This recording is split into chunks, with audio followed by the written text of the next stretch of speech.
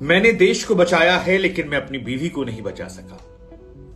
मैंने भारत के लिए बॉर्डर पर जाकर पाकिस्तान से युद्ध लड़ा है। 1999 करगिल युद्ध में मैंने अपनी जान को दांव पर लगाया, अपने देश को महफूज रखा। लेकिन मुझे अफसोस है कि मैं अपनी पत्नी और अपने मणिपुर को नहीं बचा सका। मुझे अफसोस है कि मैंने देश की इज्जत बचाई, लेकिन अपनी पत्नी की इज्जत नहीं बचा सका। मणिपुर में जिन 3 महिलाओं को निर्वस्त्र किया गया था, आपको जानकर हैरानी होगी कि उनमें से एक पीड़िता का पति जो है वो भारतीय फौज में रहा है। असम राइफल्स में उसने अपनी सेवाएं दी हैं, सूबेदार रहा है और 1999 के करगिल युद्ध में उसने अपनी जान की बाजी लगाकर देश के दुश्मनों के खिलाफ युद्ध लड़ा था, वो जो भारत की सरजमीन को खून से रक्त रंजित करने आए थे।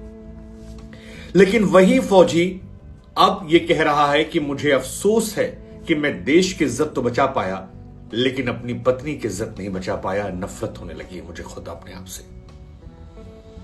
मणिपुर में महिलाओं को निर्वस्त्र करने के मामले में फिलहाल 5 गिरफ्तारियां हो गई हैं। गिरफ्तारियां बढ़ रही हैं, लेकिन सवाल यह है कि इंतजार क्यों किया गया। और ये जो बात फौजी ने कही है, क्या इस सदमे से हम और आप उतर पाएंगे? क्या उसके कर्ज को हम और आप भुला पाएंगे? आप सब जानते हैं कि मणिपुर में 3 आदिवासी महिलाओं को निर्वस्त्र करके परेड करवाई गई थी। एक महिला के साथ उसमें बलात्कार भी किया गया था और इसी में से एक है करगिल युद्ध के रिटायर्ड सैनिक, जिन्होंने पूरा वाकया बताया है। 3 महिलाएं थीं, 52 वर्षीय, 42 वर्षीय और 21 वर्षीय, और उसी में से एक महिला के पति ने यह बात बताई। उनका नाम हम डिस्क्लोज नहीं कर रहे हैं क्योंकि ये मानवीय संवेदनाओं के खिलाफ होगा। लेकिन उनका यह कहना है कि मैंने श्रीलंका में जाकर देश की रक्षा की थी। जब देश की फौज वहां गई थी, मैं वहां भी लड़ने गया था। मैंने करगिल में जाकर देश की सेवा की है, लेकिन रिटायरमेंट के बाद मैं अपनी बीवी की रक्षा नहीं कर पाया। इस सदमे से मैं कैसे उभरूंगा? मैंने हालात देखे हैं बॉर्डर पर, वो हालात भयावह हैं, डराने वाले हैं। लेकिन जो हालात मणिपुर में हैं, वो भी बॉर्डर के हालात से कम नहीं है। जानवर भी इस तरह से लोगों पर नहीं टूटते हैं जिस तरह से मेरी पत्नी और बाकी लोगों पर यह भीड़ टूट पड़ी थी।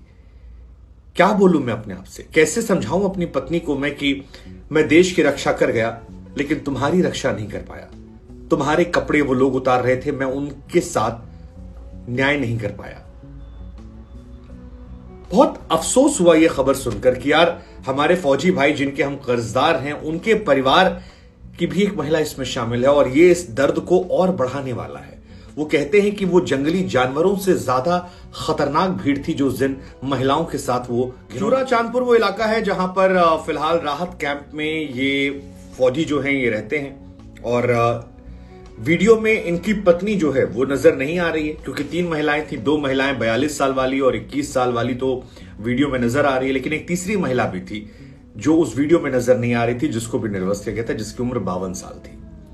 उसी 52 वर्षीय महिला के ये पति हैं, फिलहाल राहत कैंप में हैं और राहत कैंप में ही इन्होंने ये बताया कि इस घटना ने मेरी गरिमा, मेरा घर और जीवन भर की कमाई के साथ साथ मेरी इज्जत जो है वो सब कुछ खो दिया।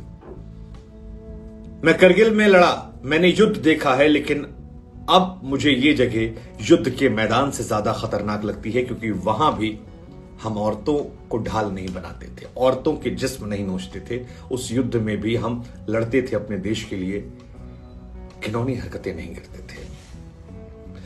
वो कहते हैं कि पत्नी मेरी जो है वो फिलहाल डिप्रेशन में है। बंदूक सामने रखी गई और कहा गया अगर जीवित रहना है तो कपड़े उतार दो।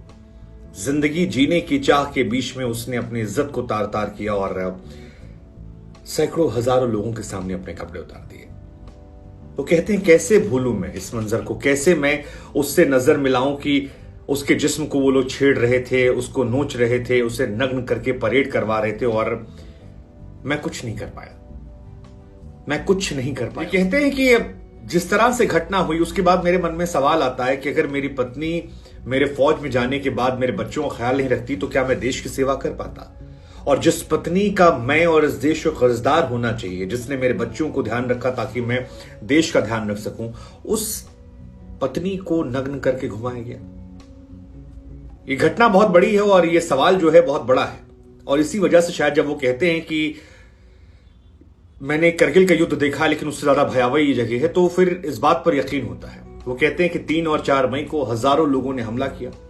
घरेलू और जो आपके पाले हुए जानवर थे उनको जला दिया गया। हमारे गांव में पहुंचे, घर जलाया गया। मेरी पत्नी मुझसे बिछड़ गई। कई और ग्रामीणों के साथ पेड़ के पीछे छिप गई। हमारे जो हमलावर थे वो बकरियों को, सुअर को, मुर्गियों का पीछा कर रहे थे और वहीं पर उन्हें मिले। उसके बाद पुलिस की मौजूदगी में उन्होंने मेरे बच्ची को, बीवी को वहां से निकाला, खुले में ले गए। वहां पर लोग वाहन का इंतजार कर रहे थे और उसके बाद जैसा हमने आपको पिछली वीडियो में बताया था कि पुलिस की मौजूदगी में इन तमाम लोगों के साथ एक घटना हुई है। पुलिस वहां थी, वो जानती थी, लेकिन इसके बावजूद महिलाएं आरोप लगा रही हैं कि पुलिस ने उन्हें सौंप दिया उन भीड़ वालों के पास। लेकिन इस पति के जो सवाल हैं, ये इस फौजी के सवाल, ये हमें आपको अंदर तक नोचने चाहिए। और अगर नहीं नोच रहे हैं तो फिर हमारा आपका जमीर जो है वो मर चुका है पूरी तरह। हालांकि जो ये फौजी हैं, ये अपने से ज्यादा बाकी लोगों को लेकर ही बात कर रहे हैं। वो कह रहे हैं कि यार ये भीड़ कितनी घिनौनी थी कि इन्होंने उस छोटी महिला को निशाना बनाया। वो 21 साल की लड़की जो मिल गई, उस पर सभी ये वहशी दरिंदे कूद पड़े। उस महिला को नोच खाने लगे। उसके पिता और उसके भाई ने जब महिला को बचाने की कोशिश की तो इन लोगों ने उसको मार डाला, कपड़े उतारने पर मजबूर किया।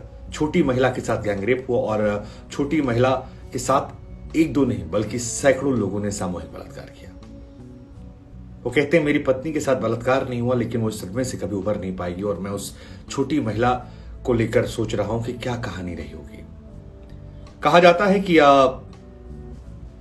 छोटी महिला जो है उसे उसके पिता, भाई और दोस्त लेकर भागे थे और वो लड़की लापता है।